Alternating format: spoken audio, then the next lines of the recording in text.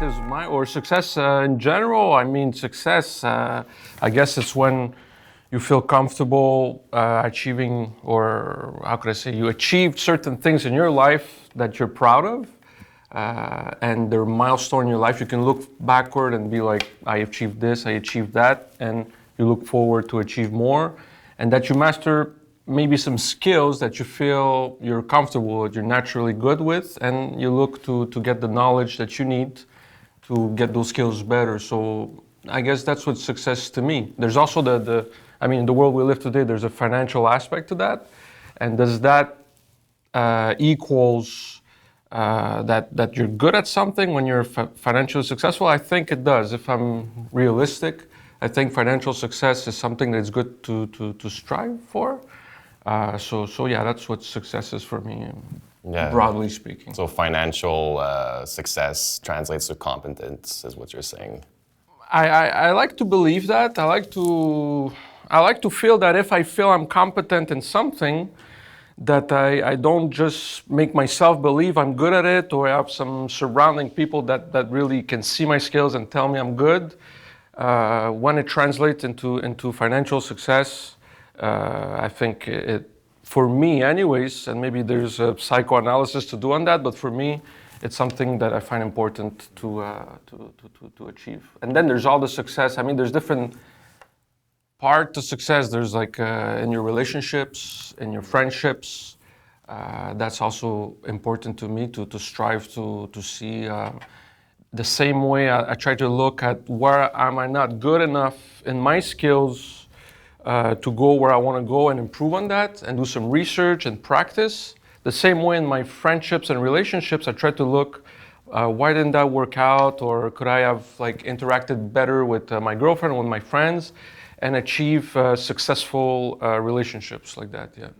So by that logic, do you ever achieve success, or is it always an ongoing process? Well, I think it's both things at the same time. Like I said previously, there's milestones that are important, I think, for any human being to look behind and be like, I achieved this and that. So that's like success achieved. But once the milestone is done, there's always more you can do. But I think, and I'm not sure now, but because I didn't reach that age, but at a certain age, there's transmission of knowledge that comes also at play. Transmission, like either as a mentor. I think there's a certain age or certain, how could I say, experience you get. Let's say you're at 60, 70 years old, where you're not looking forward that much anymore, and you're more looking on how can I transfer all what I've learned. So yeah, I think that it depends at what age you're at. Yeah. Did you reach that phase yet? No. But you guys know I'm a philosopher, and from what I read in philosophy, there's a lot of philosophers that they, let's say I take Montaigne, not that he laughs at people who try to still achieve so much at 60, 70 years old, but there's kind of not a contradiction, but it makes me think at my age that you got to achieve when it's time to achieve, because there might be a time where it's another thing you need to do as a human being.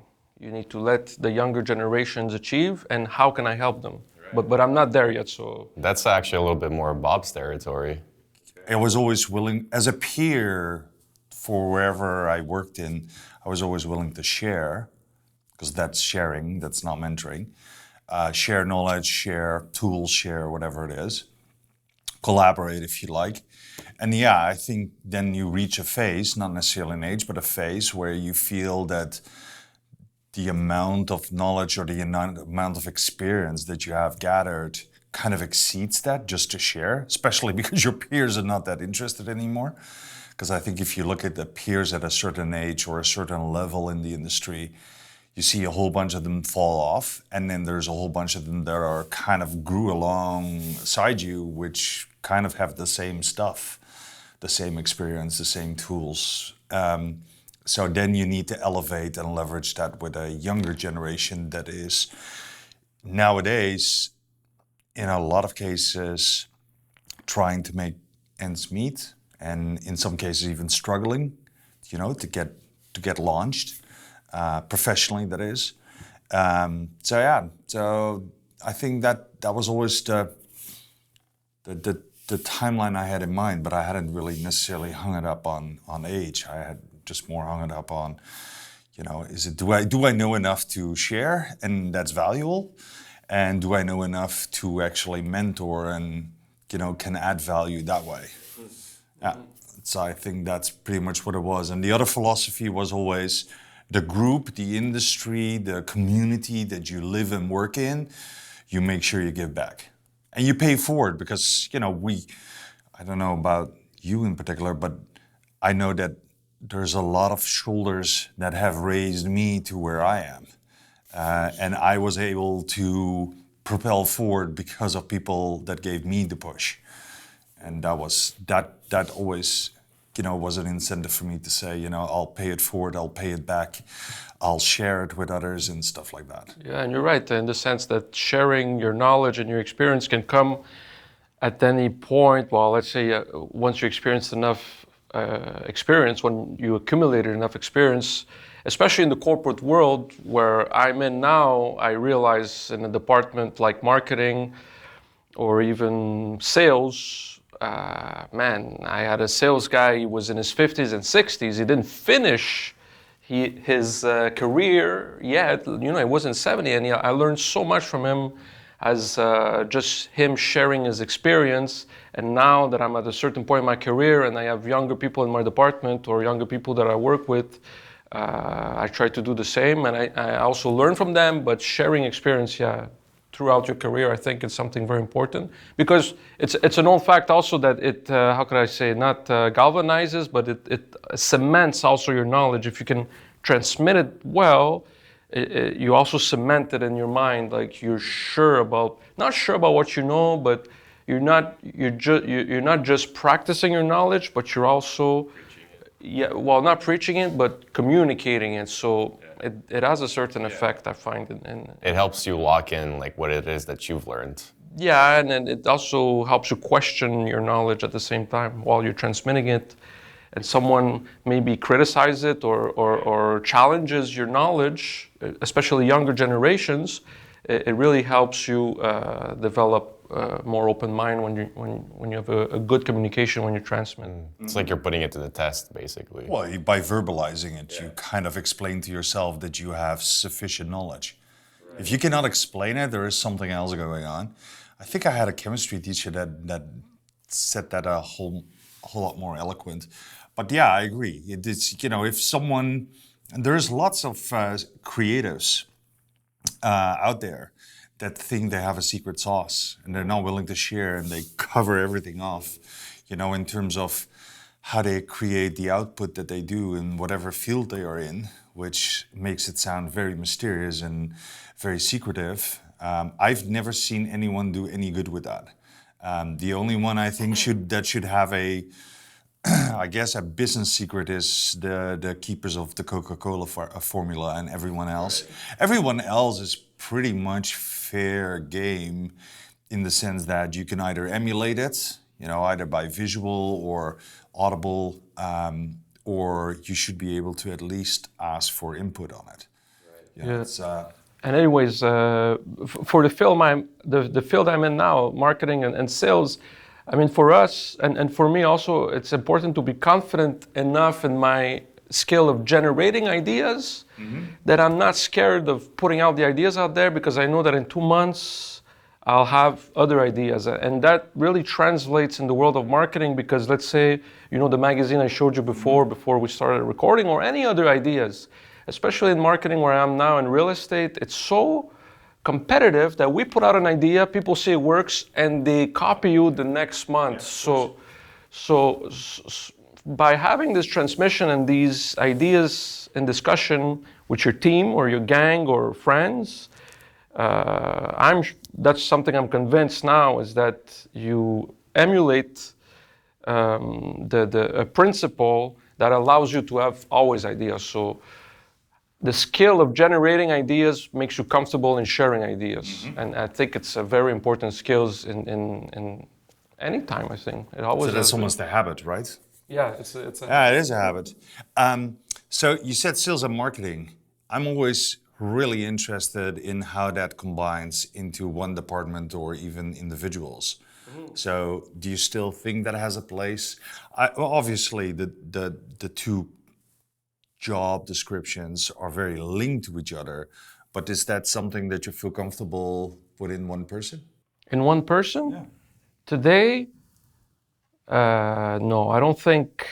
I think the closers they have that ability. Also, the closers have certain connect. Depending on the industry, the closers who have a lot of connections, they get paid very well because of their connections too. You know, and they can anytime call their connections and try to sell them stuff. But that's for certain field, like in the bank field or stock market or even real estate. But I think they're separate because let's say because marketing right now, there's a lot of noise around it that makes it a bit confused about what it means to do marketing. But if we go back to how marketing was born, and I always like when I do research to find principles and where things come from to understand them better. So marketing comes from the sales department who realizes it needs markets research in order to better understand the people they're selling to and what markets could they start selling to also. So marketing is like a child of the sales department, but its aim is to do research.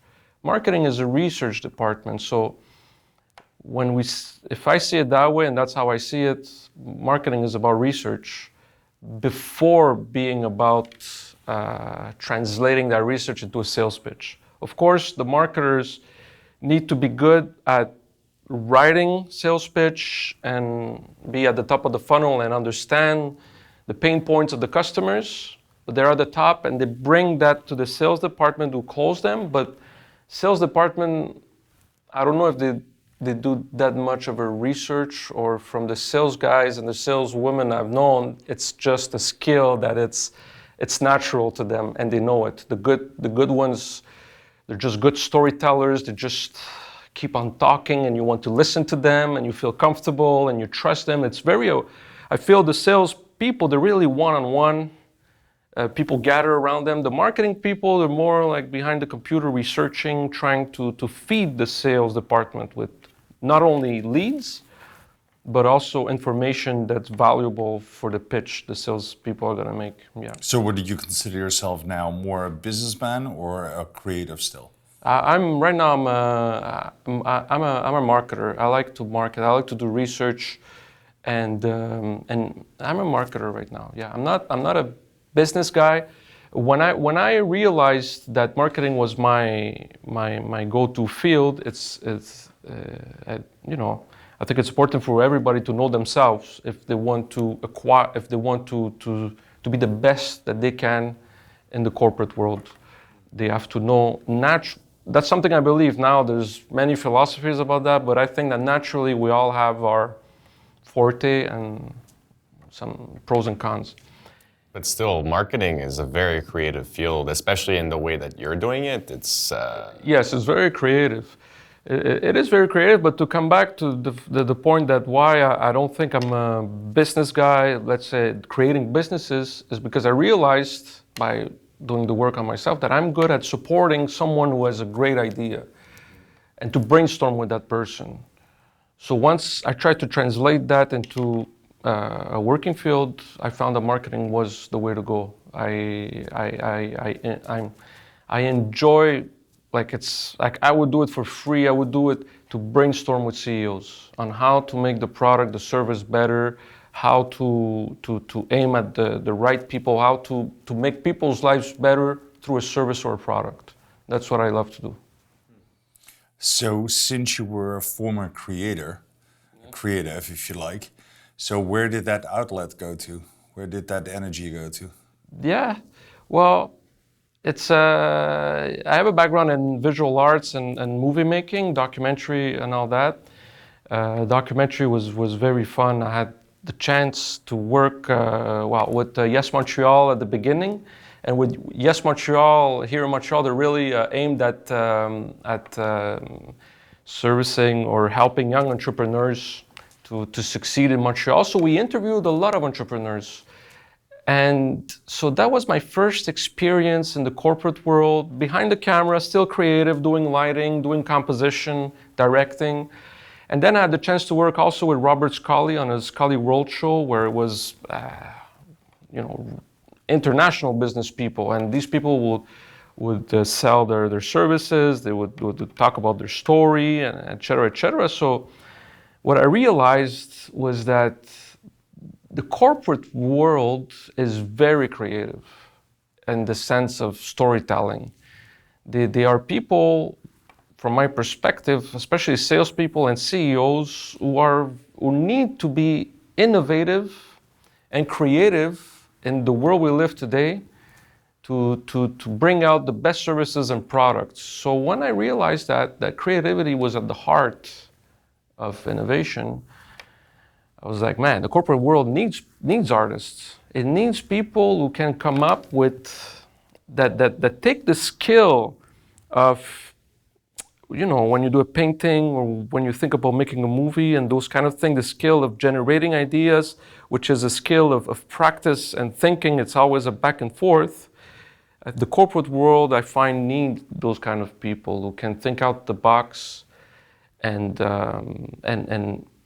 in my experience right now, it's just 4 or 5 years that I work in offices in the corporate world. It's the biggest break, being confronted to people who just are not used to criticize their own ideas. I'll give you an example. When I started in visual arts, we would put all our paintings on the wall, and the teacher would just say, this not good, this sucks, maybe this is good, but you go nowhere, really hard. And we all understood in the class that what was important there was that being criticized to generate better ideas was a key point in being creative. And in the corporate world, I find the less performant people I've worked with, they don't allow that criticism.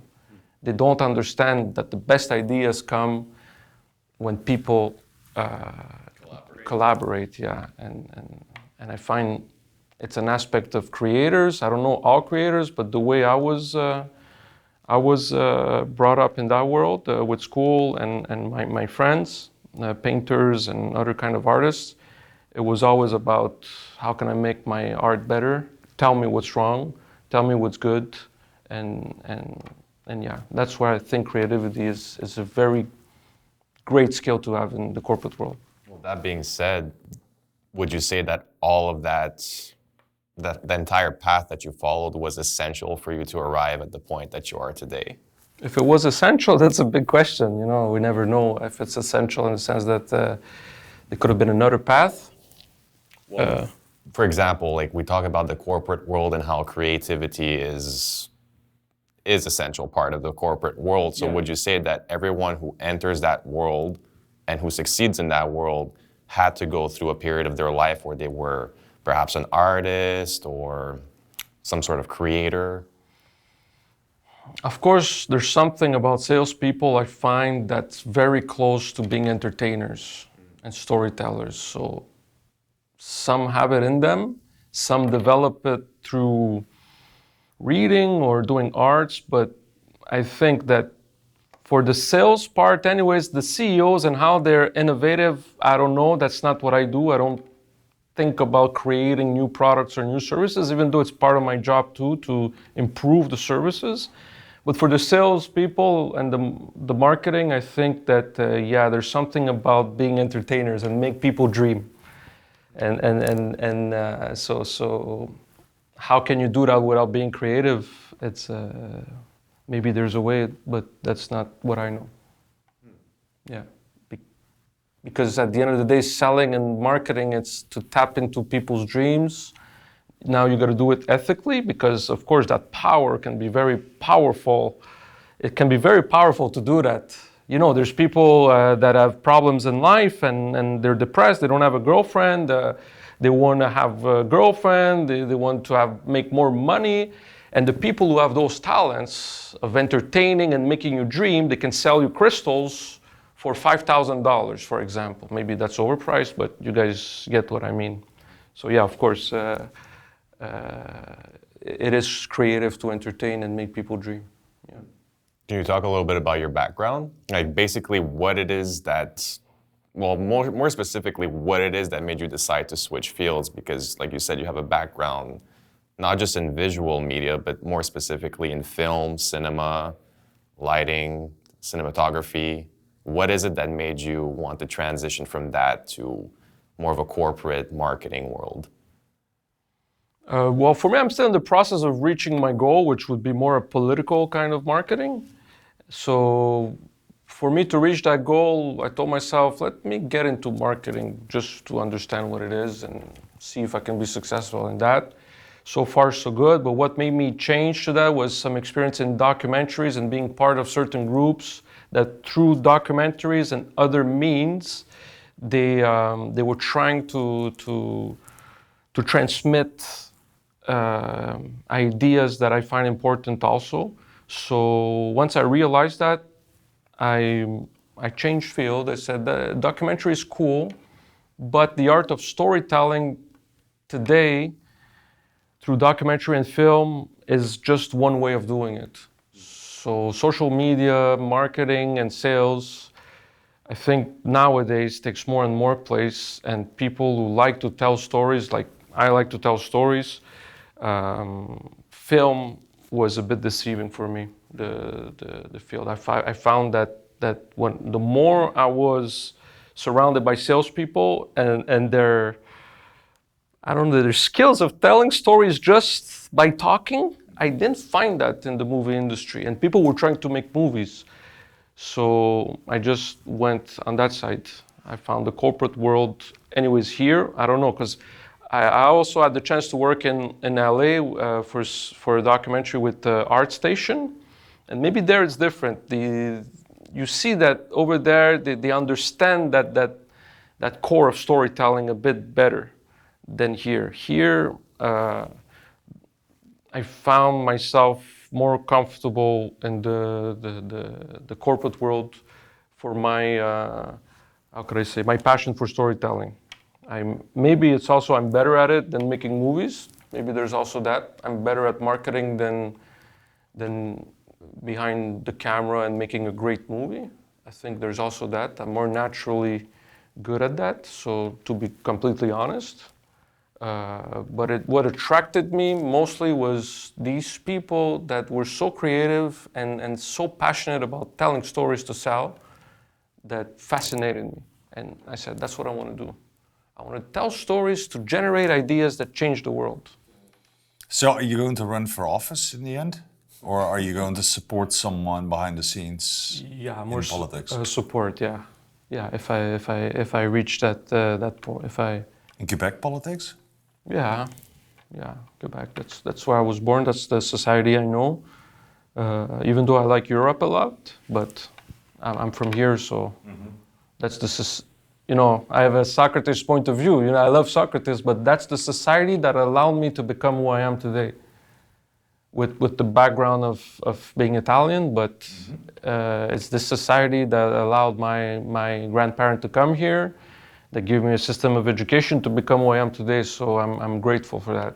So if I would help a society, it would be this one. Yeah. So to end off, essentially being a marketer could have a very valuable role, not just in a company, but also society-wide. What would you tell somebody who maybe potentially could become a marketer, who hasn't yet had the realization that you had, who's probably, maybe making paintings, making videos, working on film sets? What would you tell that person at the stage that they're at right now? What piece of advice? I think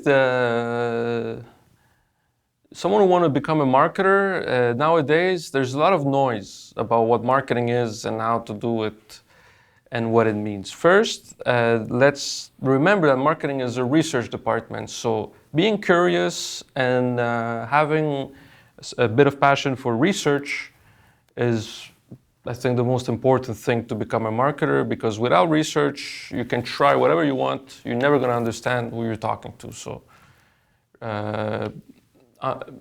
cutting through the noise that's being sold today about marketing with understanding that marketing is a research department, first of all, and that creativity is important, but it's something that comes afterward. But they're linked anyways, because creativity is also fueled by research. So I would tell the people, cut through the bullshit that's being said today about marketing by understanding that it's research. After of cutting, because I think today it's cutting through the bullshit that's important for marketers. And the second advice to cut through the bullshit is read the masters, the people who brought this field where it is now.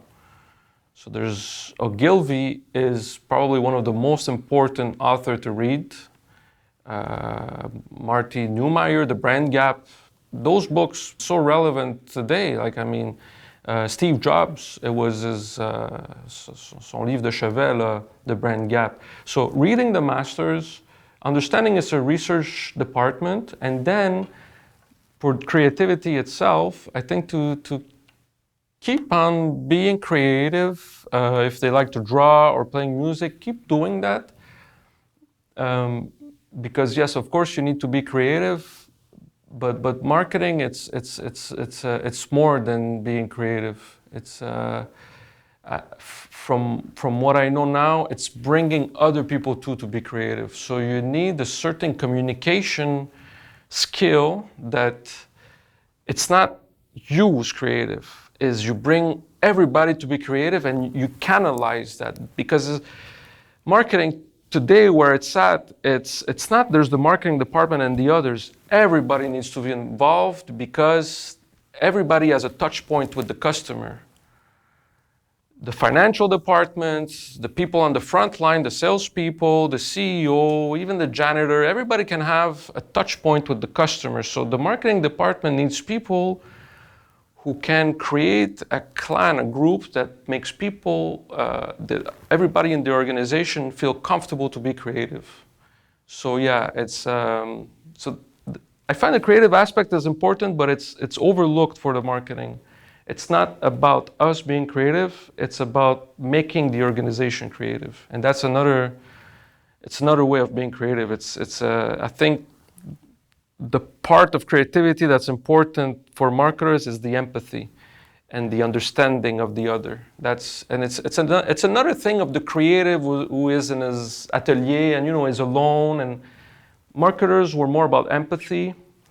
And how can creativity serve the empathy and make people become creative also, yeah. Well said. Yeah, I think so. I don't know if, Bob, because you have a lot of experience in business, I don't know where you see marketing heading today.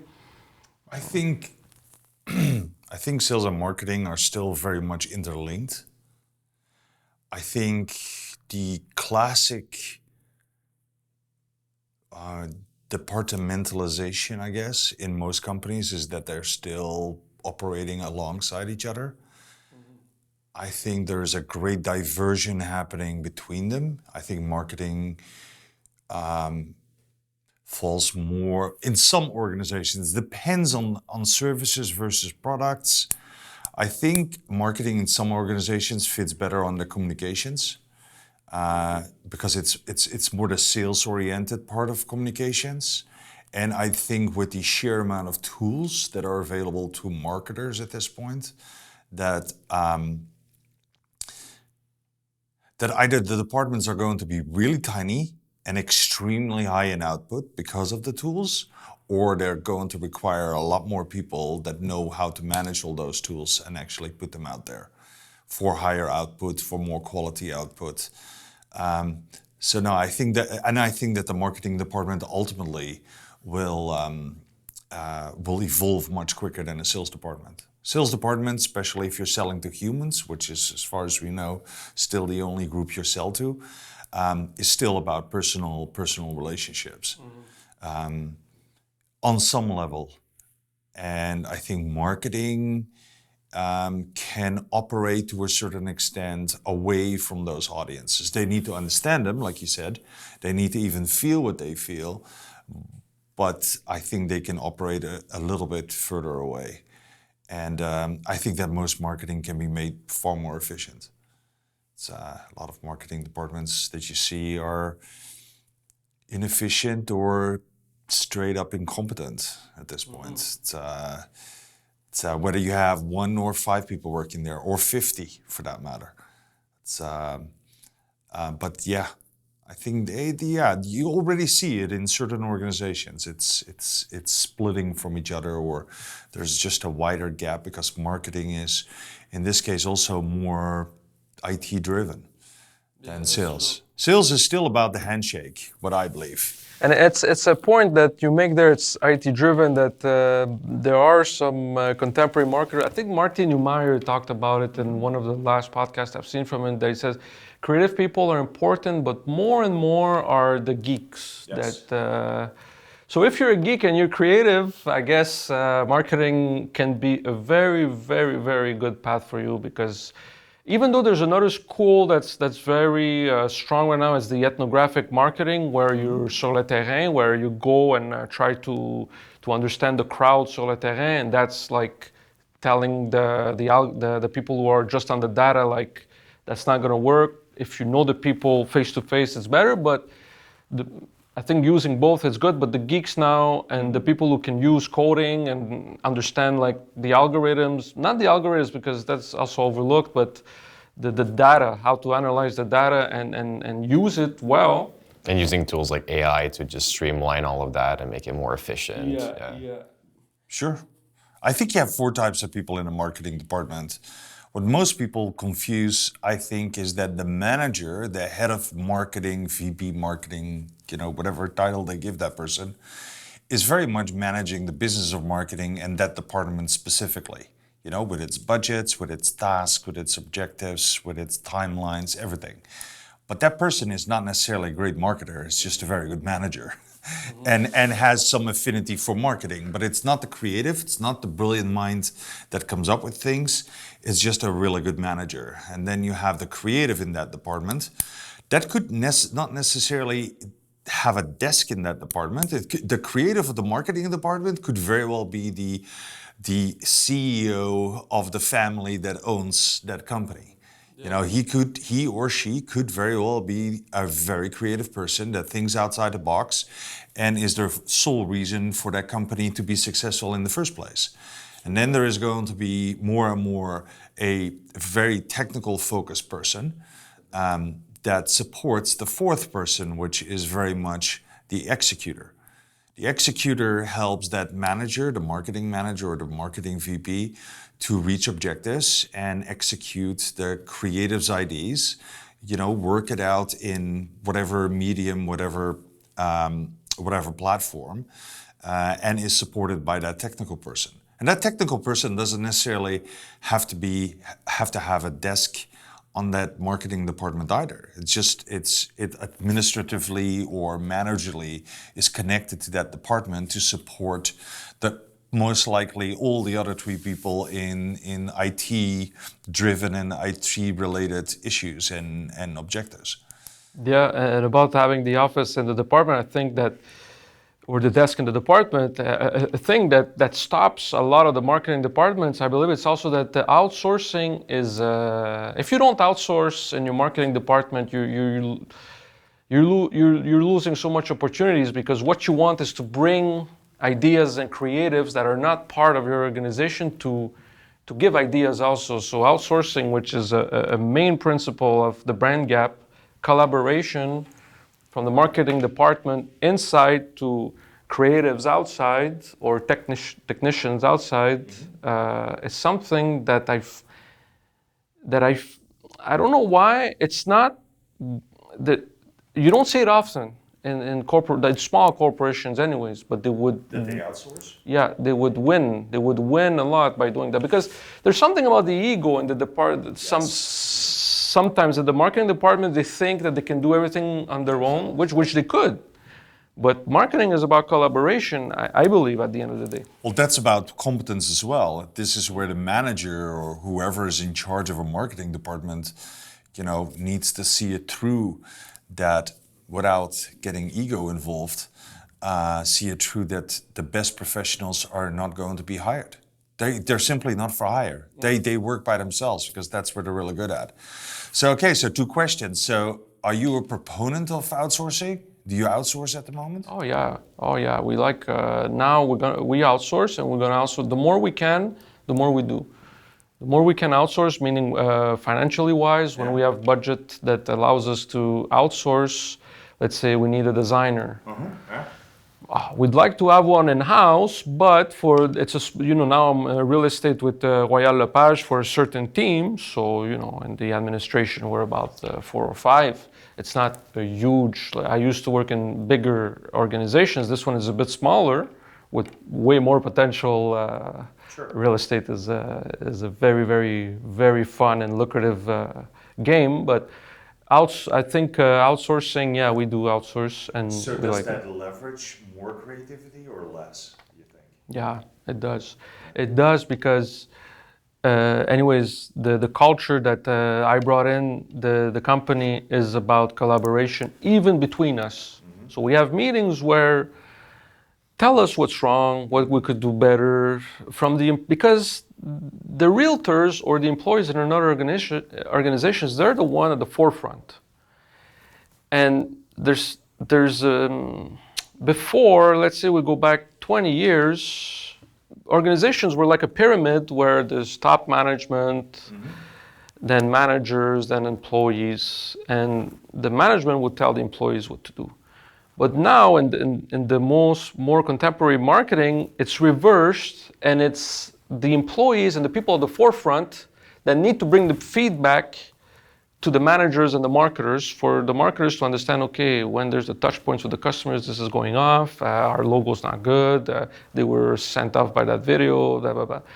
So that creates a culture when within the organization already you're like that. When you outsource, you're open to, then you still gotta understand which ideas are good, and that's another skill, but you're open to have a great discussion with any creatives or technicians, yeah.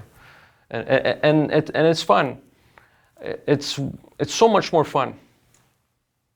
Are you a big proponent of working remotely with your team? That's a good question because, for the way I like marketing, it's about being a gang, and that's another thing why I'm a marketer, because in my heart, I'm someone of a gang. I like to be in a gang. Okay, when I enter an organization, within 2-3 weeks, I'm part of that gang. If they had enemies 2 years ago, they're my enemy now. So that gang feelings bring me to want to be at the office. Yeah, I like to work remotely for research or when I need to focus on copywriting and be surrounded by my own space. But to really be my best at communicate what we are, I need to be surrounded by who we are.